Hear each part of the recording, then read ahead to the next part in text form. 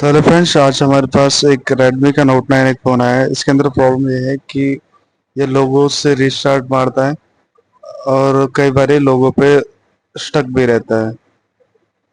तो ये एमआई के कुछ सेट हैं, इनके अंदर प्रॉब्लम ही सिर्फ एक ही आती है कि इनका सीपीयू ड्राई शोल्ड होता है, जिसकी वजह से इनके अंदर कई बार कैमरा नहीं काम करता है या फिर कई बार स्पीकर माइक रिंगर काम नहीं करेगा। इस तरीके की इन शैडो के अंदर प्रॉब्लम आती है। इन फ़ोनों के अंदर हमें किसी भी तरीके की फॉल्ट फाइंडिंग करने की जरूरत नहीं होती है। इनके अंदर समस्या ही सिर्फ एक ही है। अगर आपके पास Redmi का Note 9, Note 10, Note 10s या फिर Note 10 Pro ये फ़ोन आते हैं, तो इन फ़ोनों को हमें 1% भी ट्रेसिंग करने की जरूरत नहीं है। सिर्फ इनका सीपीयू रिवॉल्व करने की हमें जरूरत पड़ती है। तो आइए चलिए इस फ़ोन का भी हम लोग सीपीयू रिवॉल्व करते हैं और प्रॉब्लम को सॉल्व करते हैं। तो जैसा कि आप लोग देख रहे हैं, इसके अंदर मीडियाटेक का सीपीयू लगा हुआ है। तो हम लोग सबसे पहले 180 की हीट रख के इसके साइड का ग्लू की कटिंग करेंगे। इसके लिए हमें ईगल ब्लेड की जरूरत पड़ती है। जैसे कि आप लोग देख रहे हैं, हम लोग हल्के हल्के हीट 180 की हीट रख के साइड साइड के ग्लू की कटिंग कर रहे हैं। इनका ग्लू काफी हल्का होता है, बहुत सिंपल होता है इनका ग्लू हटाना, और इन्हें रिवॉल्व करना भी काफी आसान होता है। अब हम लोग इसके ऊपर हल्का सा फ्लक्स लगा के इसके सीपीयू को 360 हीट डाल के उठाएंगे। तो इसके लिए हम इसकी शील्डिंग कट करके भी निकाल सकते हैं, लेकिन इसका जो ग्लू है काफी हल्का है, तो हम लोग ईगल ब्लेड से ही इसके सीपीयू को हटा सकते हैं। तो थोड़ा सा इस सीपीयू को हीट होने देंगे। हीट होने के बाद हल्का सा इसके अंदर स्क्रैपर भी डाल सकते हैं या फिर आप ईगल ब्लेड से भी इसे हटा सकते हो।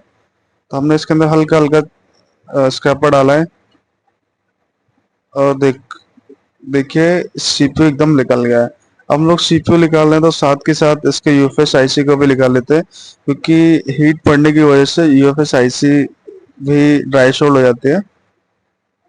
तो देखें, एकदम सेफली निकल चुके हमारे सीपीयू और यूएफएस। अब हमें इसका ग्लू क्लीन करना पड़ेगा। ग्लू क्लीन करने के लिए हम लोग सबसे पहले इसके ऊपर हल्का हल्का फ्लक्स लगा लेंगे। फ्लक्स लगाने के बाद आयरन से ये जो बॉलें हैं इससे उठा लेंगे।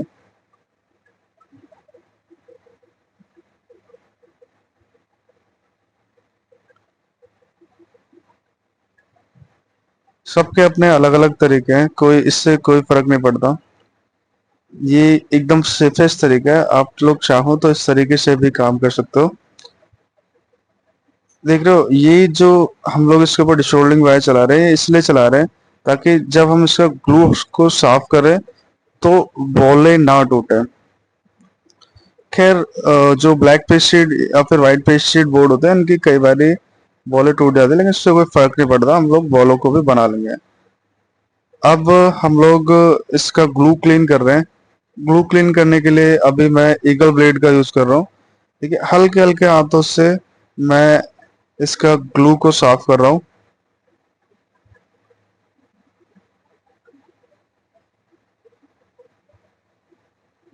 ग्लू साफ करने के लिए और भी कई टाइप के ब्लेड आते हैं, लेकिन फिलहाल हमारा काम ईगल ब्लेड से हो रहा है, तो इसलिए हम ईगल ब्लेड का ही यूज कर रहे हैं। और यहीं पे अगर मोटा शोल्डर होता और हम लोग कोई सा ब्लेड चलाते, तो क्या होता है कई बार कि बॉलें टूट जाती है। इसलिए हमने जो ब्लेड चलाने से पहले ही जो बॉलें हैं इसे आयरन से हटा लिया। अभी यहाँ पे कुछ बॉलें अटक रही थी, इसलिए हमने दोबारा इसके ऊपर आयरन चला के जो बॉलें हैं उन्हें आयरन से उठा लेंगे। और हल्का हल्का आप चाहो तो इस आयरन से भी ग्लू को साफ कर सकते हो, लेकिन इसे चलाने के लिए जो हीट होती है आयरन की, वो हमें कम रखनी पड़ेगी। अब ये वाला जो ब्लेड है, इस वाले ब्लेड से हम लोग ग्लू को क्लीनिंग कर सकते हैं। इस वाले ब्लेड से काफी अच्छी तरीके से हमारा जो पेस्ट है वो साफ हो जाता है।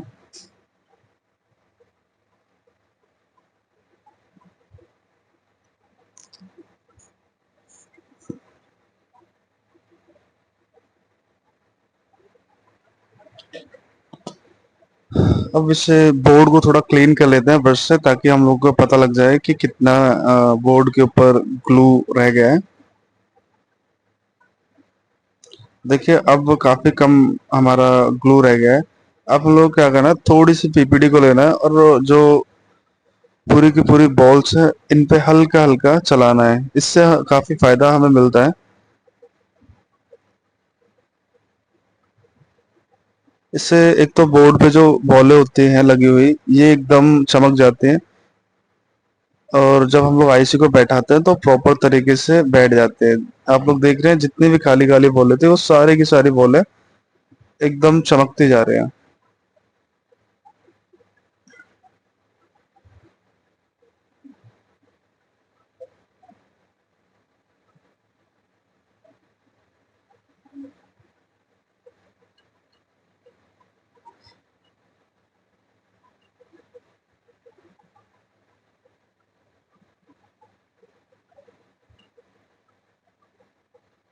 अब हम लोग इसके ऊपर डिशोल्डिंग वायर चला रहे हैं। डिशोल्डिंग वायर चलाने से जो बचा कुछ कुछ हमारा ग्लू लगा हुआ होगा, वो भी हट जाएगा। और जो बोर्ड है वो उसकी बॉलें भी एकदम साफ हो जाएंगी। डिशोल्डिंग वायर आप लोग एमओई का यूज कर सकते हो,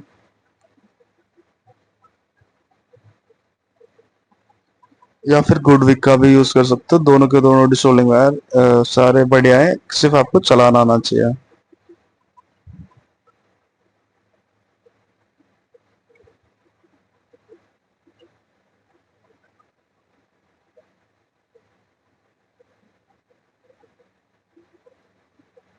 आप लोग देख रहे हैं काफी हद तक हमारा बोर्ड एकदम क्लीन हो चुका है।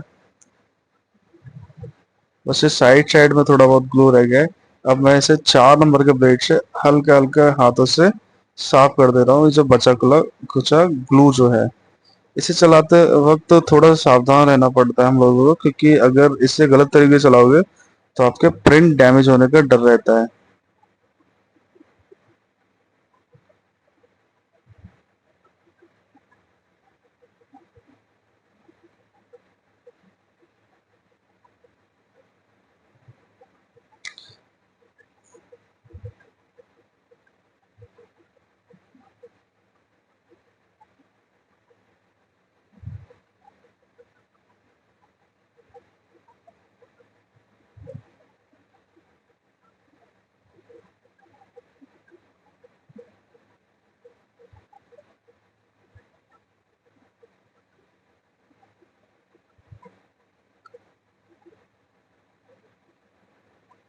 तो देखिए हमारा बोर्ड जो है वो एकदम क्लीन हो चुका है। हल्का फुल्का साइड में रह गया है ग्लो, इससे हम लोग नहीं भी हटाएंगे तो भी चल जाएगा। अब हमें आईसी के ऊपर का जो ग्लू है, इसे हटाना पड़ेगा। तो इसे हटाने के लिए मैंने आईसी को पीसीबी होल्डर में होल्ड कर लिया है। उसके बाद थोड़ी पीपीडी और फ्लक्स डाल रहा हूँ। और डालने के बाद हल्के हल्के हाथों से आयरन चलाना है इसके ऊपर, ताकि बॉलों का जो टेम्परेचर है वो भी कन्वर्ट हो जाए और जो थोड़ा बहुत ग्लू है वो भी हट जाए।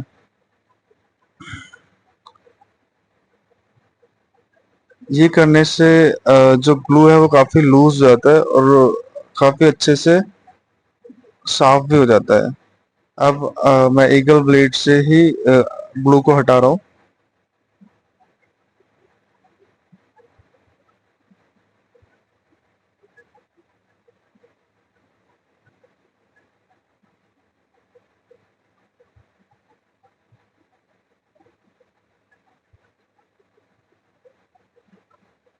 अब मैंने फिर से इसके ऊपर हल्की सी पीपीडी हल्का सा फ्लक्स डाल के साफ किया।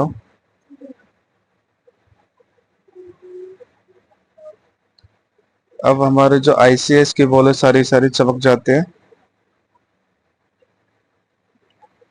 पीपीडी और फ्लक्स आने यही यही रीजन होता है। आप लोग देख रहे होंगे ग्लू तो लगभग लगभग हमारा साफ हो चुका है।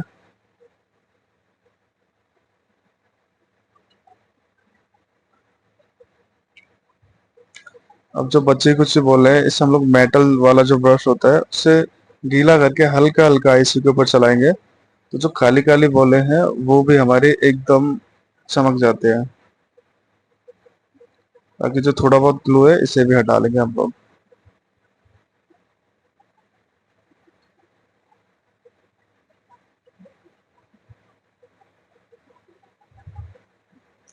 ये वीडियो थोड़ी लंबी हो सकती है, लेकिन अगर आपने एक बार इस वीडियो को देखा तो आपको काफी सारी हेल्प मिलेगी।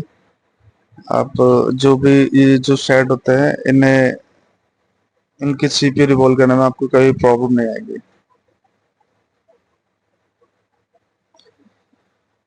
अब देखिए आप फाइनल रिजल्ट, एकदम हमारी जो आईसी है वो एकदम क्लीन हो चुकी है।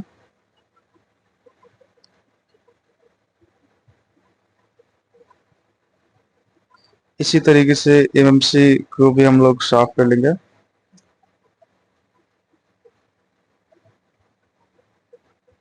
यहाँ पे देखिए ज्यादा आयरन चलाने से हमें किस तरह की दिक्कत आ सकती है, इस वीडियो में आपको ये भी समझ में आ जाएगा।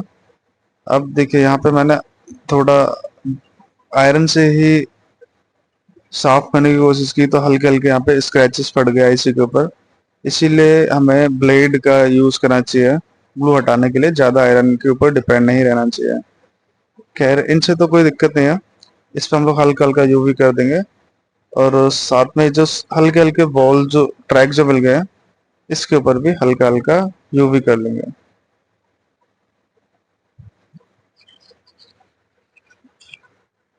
तो आप देख रहे हैं यहाँ पे हल्का से जो ट्रैक मिले हैं इसके ऊपर भी यूवी करना पड़ेगा हमें।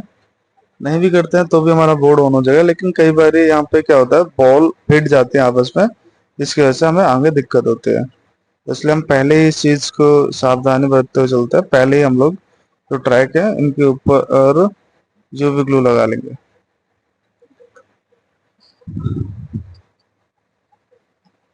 ऐसे हम लोग आईसी के ऊपर भी यूवी ग्लू लगा लेंगे हल्का हल्का।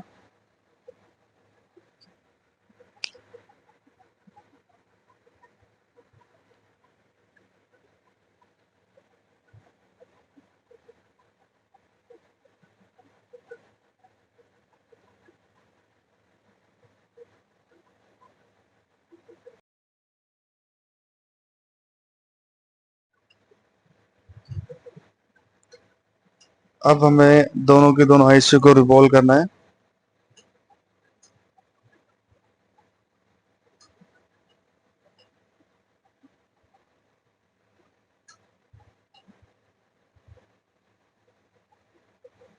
तो देखिए ये जो आई सीपीयू और यूएफएस होते हैं इन्हें हमें हमेशा प्रॉपर स्टेंसिल में ही रिवॉल्व करना चाहिए।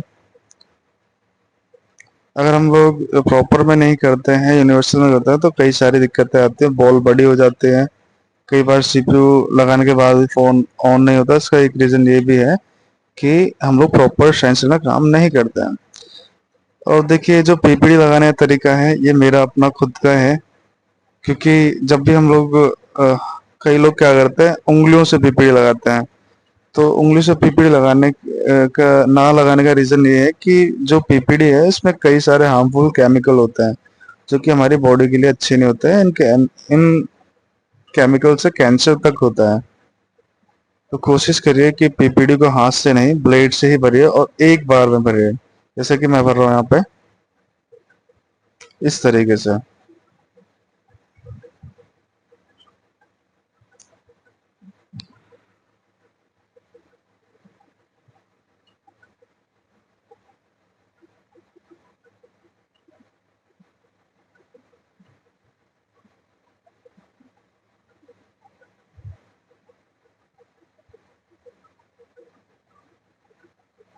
अब हम लोग आईसी को निकाल लेंगे। तो देख रहे हैं हमारे आईसी जो है वो प्रॉपर तरीके से रिवॉल्व हो चुकी है। अब इसी तरीके से हम लोग यूएफएस को भी रिवॉल्व कर लेंगे।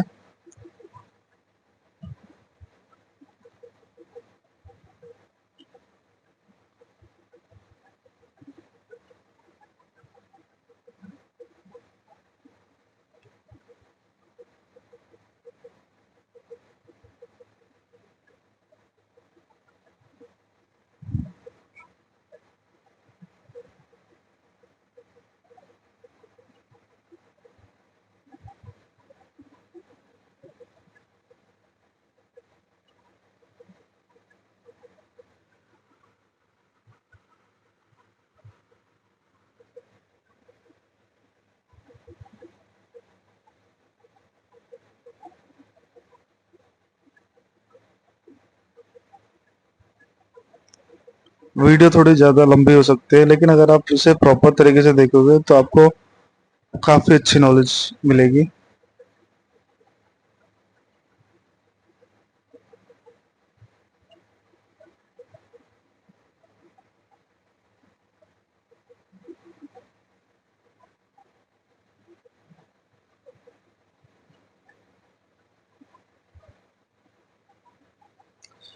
तो जैसे कि आप लोग देख रहे हैं कि हमारे सीपीयू और यूएफएस दोनों की दोनों चीज़ें रिवॉल्व हो चुकी हैं।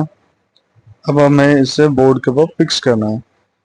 फिक्स करने के लिए हमें बोर्ड के ऊपर सबसे पहले जो कुछ काली काली बॉल्स है इन्हें एकदम चमका लेना है, क्योंकि अगर ये बॉलें काली काली रहेंगी तो इसके ऊपर सीपीयू नहीं बैठेगा और हमारा जो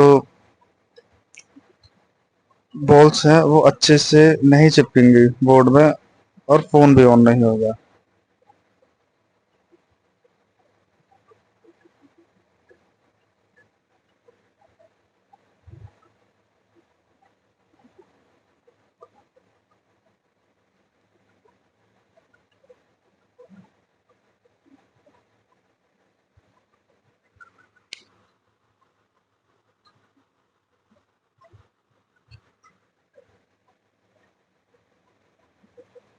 यहाँ पे हमने थोड़ा सा फ्लक्स डाला और आईसी की डायरेक्शन देखेंगे कि किस तरीके से आईसी को बैठाना है हमें इसके ऊपर।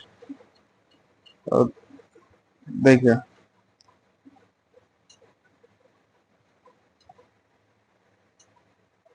अब यहाँ पे थोड़ी बड़ी वाली नोजल से 350 हीट रखेंगे।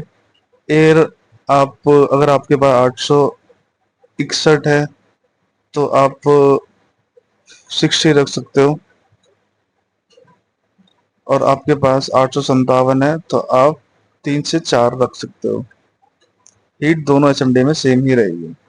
लास्ट में हम हल्का सा टच करके देखेंगे ताकि हमें पता चल जाए कि आईसी बैठी है कि नहीं बैठी है। अब इसी तरीके से हमें यूएफएस को भी बैठाना है।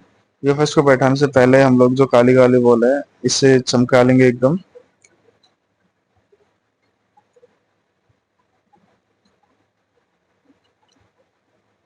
और इसकी भी डायरेक्शन देख के इसे भी बैठा देंगे।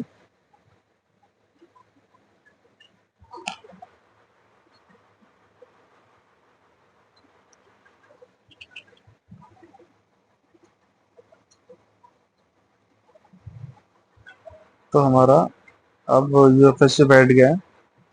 अब बोर्ड को थोड़ा ठंडा करेंगे।